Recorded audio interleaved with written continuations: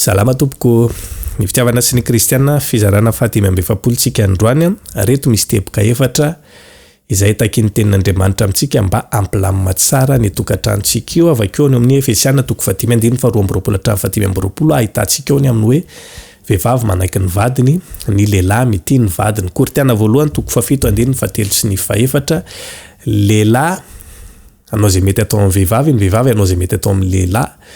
Ny lehilahy tsy manam-pahefana amin'ny tenany fa amin'ny vavy, ny vehivavy tsy manam-pahefana amin'ny tenany fa amin'ny lahy. Fepetra efatra hoe mora resana, mora tanisaina nefa sarotra tanterahana. Izany hoe vehivavy manaiky ny lehilahy zany efa ndresantsika matetika teto zany tompoko no fototra isan'ny mampandeha tsara ny tokantrano rehefa tsy eken'ny vehivavy zay fanapahana ataon'ny lehilahy, fitondrana ataon'ny lehilahy ao.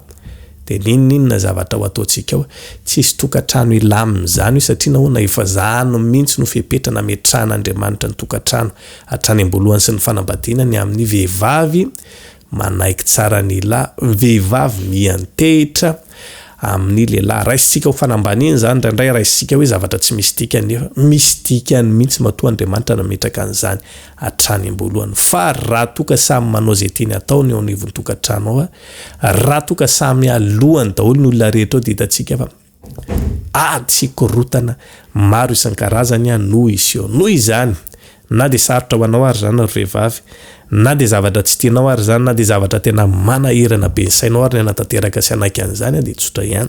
Tianao ny isian'ny filaminana, tianao ny isian'ny filaminana, ekeo izay zavatra ambaran'ny vadinao io. Tsy misy adihevitra hoe hatraiza zany ny fetrana inona zany rehefa zavatra rehetra ambaran'ny vadinao dia ekeo ary zay no antony amerenantsika ny amin'ny hoe alohan'ny anambadiana dia sainy tsara aloha, fantaro tsara aloha hoe olona mba azo iarahamonina ve, olona mety amiko ve, olona mba tahaka ny fanapaha-kevitra tahaka izao ve mba mety ho raisiny izy ity satria ena any am-piandohanany hoe dia fantatra hoe olona tena animba mihitsy, olona tena tsy aso velively mihitsy ny fiarahana amiko ka zay zavatra ho ataony any aoriana any ho sarotra amiko mihitsy ny anaiky azy zany dia fa fantatritsika meloa zany, fantatritsika aty am-piandohany zany raha toka apetratsika mazava ilay lalàn'ny fanambadiana efa noresahana teto hatramin'izay. Fa matetika tsy apetrakitsika mazava ilay lalàna izay tokony arahantsika aty aoriana daholo amin'izay tsika vao manenina amin'izy tahak'izay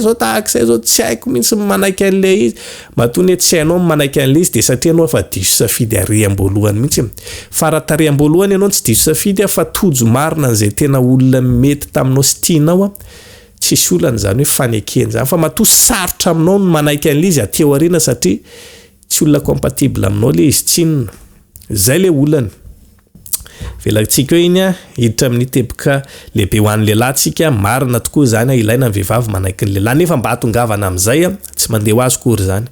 Fa misy izay vepetra anankiray takena ho an'ny lehilahy mila mitia ny vadiny. Tsy manaikinaiky fahatany atsika kory ny vehivavy raha tsy haitsika ny mitia azy. Jerevy tsara ny tantaran'i Jesosy ny fiangonana, marina nefa hoe manaiky an'i Jesosy ny fiangonana tsy misy adihevitra mipetsaka ireo fepetrapetraka Jesosy izay tsy maintsy arahan'ny fiangonana ao anaty Baiboly dia arahany satria maninona Jesosy efa naneho fitiavana ny fiangonana, fitiavana lehibe mihitsy natolony ho an'ny fiangonana sy ho an'ny olona ho an'izao tontolo izao ny amin'iny nanolorany tena ny teo ambony azy fitsy. Aiza ndray moa misy manam-pitiavana lehibe zany ndray va ozy izy ny ten'Andriamanitra dia ny manolotra neny hamonjy ny tiany sy ny sakaiza?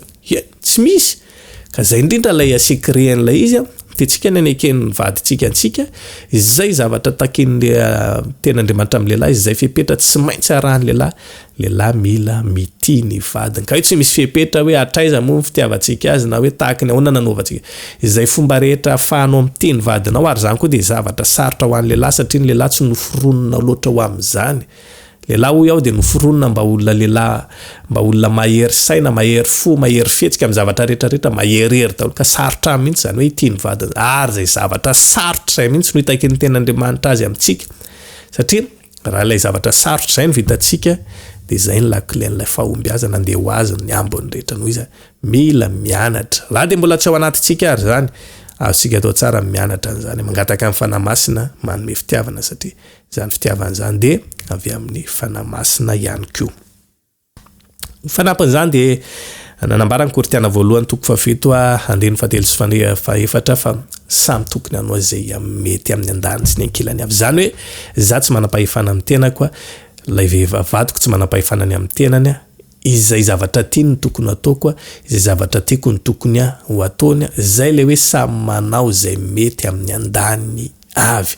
Rehefa zay ny zavatra misy de inona moa mbola olana ho avy amin'izany. Rehefa amin'izany kosa mbola isy olana ndray de efa tsy hitako tsony mihitsy inona tsy hitako tsony efa olana mbola ho hitantsika akoatr'izay ko rehefa zay tiany ny vadinao no ataonao, rehefa zay tiantsika no ataon'ilay vadintsika ka inona moa zany mbola olana tokony isy amin'izany.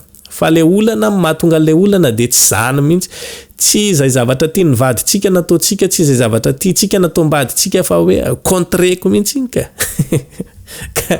Za moa zavatra misy hoe contreko, tizaka zavatra misy de hoe contreko ataoko mahita mi contreko foana ka hitanao za ka mi-contre foana moa ka inona moa zavatra andeha amin'izany, tsy misy zavatra mandeha amin'izany, olana foana nateraka sa raha tiantsika ny laminana tsara, hampandeha tsara le fiainam-panambadiana de mila manao zay mety atao amin'ny andany sy ny ankilany avy. Tsy manam-pahefana amin'ny tenantsika tsony mihitsy tsika. Tsy zay hoe zay zavatra tiantsika sisa no ataontsika eo, fa mila miantehitra amin'ilay vadintsika hoe mba ahoana inona de inona zany ny zava-miafinao anatin'izany fifandraisana sy ny fifampiresahana. Averika eto foana ny ohatra omeny Jesosy eo amin'izao toko 5:10 ny amin'ny hoe raha tiany sapam-boaloboka ny hamoa voaloboka tsara, mila mifandray tsara amin'ny tena voaloboka izy. Inona moa ny tena voaloboka? Ny fakany. Rehefa mifandray amin'iny ny sampany de sika no hoariny Jesosy sampany zany hoe vehivavy zany ataony sampany. Raha tena mokatra tsara lay sampany mila mifandray tsara amin'ilay tena voaloboka na ny fotonoy zany mila mafy tsara ny fifandraisana, fifampiresahana, izany ny base ny tokantrano, zany ny tena hoe fototra iorenan'ny tokantrano. Rehefa mifandray tsara, mifampiresaka tsara de tanteraka ireo ten'Andriamanitra ireo hoe samy hanao zay mety amin'ray avy satria fantatritsika zay zavatra tiany rehefa mifampiresaka tsara. Rehefa tsy misy mifampiresahana de rava ho azy ny zavatra rehetra. Mino fa mazava ngamba zay zavatra tiana ambara sy resana amin'izany ny tompony hanampy zay abanga sy zay zavatra tokony mbola tsara ho fantatritsika rehetra. Metraka veloma mandra-piaona mandra-pitafa ho amin'ny video manaraka indra. Samy rota in'Andriamanitra veloma tompoko.